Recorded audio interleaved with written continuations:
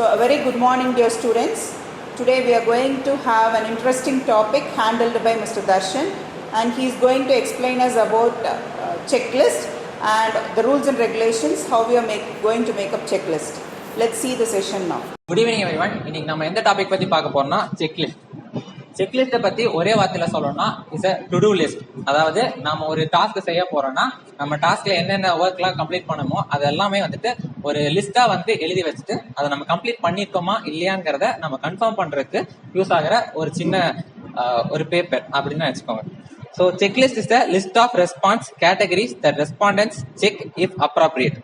Checklist is a selected list of words, phrases, sentences and paragraph following which an observer records a check mark to denote a process or absence of whatever being observed.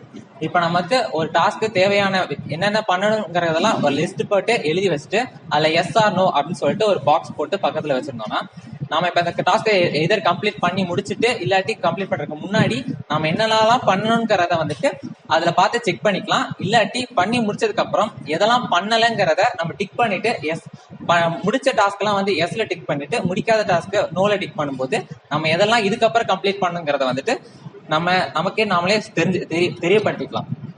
And purpose. So இவ்வளவு நேரம் சொன்னதான் நான் வந்து purpose. இதை வந்து ஒரு இங்கிலீஷ்ல explain பண்றேன். Checklist are occasionally useful for descriptive purposes. அதாவது ரிட்டன் மூலமா மட்டும் தான் செக்லிஸ்ட பண்ண முடியும், நம்ம வந்து ஸ்போக்கன் மூலமா பண்ண முடியாது.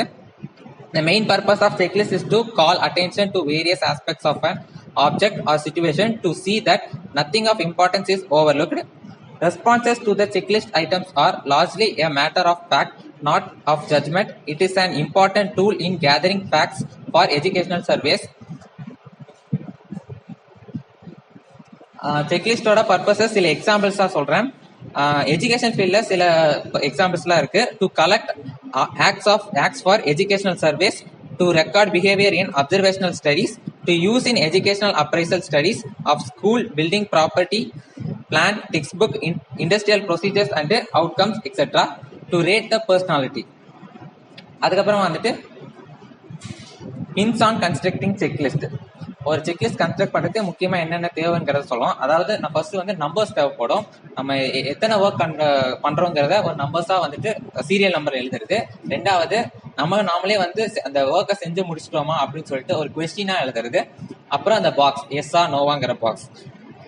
Items in the checklist may be continuous or divided into groups of related items. Items should be arranged in categories and the categories in a logical or psychological order. Terms used in the items should be clearly defined. Checklist should be continuous and comprehensive in nature. So checklist oda merits la enna, students can measure their own behavior with the help of checklist. Easy and simple to use and frame the tools.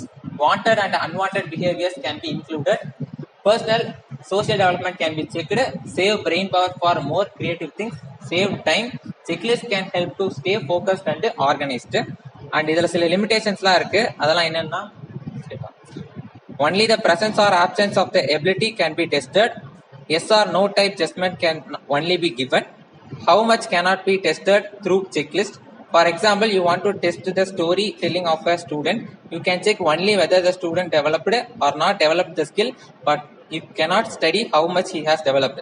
அதாவது என்ன சொல்ல வராங்கன்னா, இப்ப நீங்க ஒரு skill இதை பத்தி படிச்சு பைத்தானை பத்தி லாங்குவேஜை பத்தி படிக்கிறீங்க அப்படின்னு சொன்னா அவன் படிச்சிருக்கானா இல்லையாங்கிறத மட்டும் தான் அவங்களால பார்க்க முடியும். அவன் எவ்வளவு கத்து வச்சிருக்கான், அவன் பிகினரா இருக்கானா, இன்டர்மீடியட்டா இருக்கானா, இல்ல வந்துட்டு ஒரு ப்ரோவா இருக்கானா அப்படிங்கறத அவங்களால தெரிஞ்சுக்க முடியாது.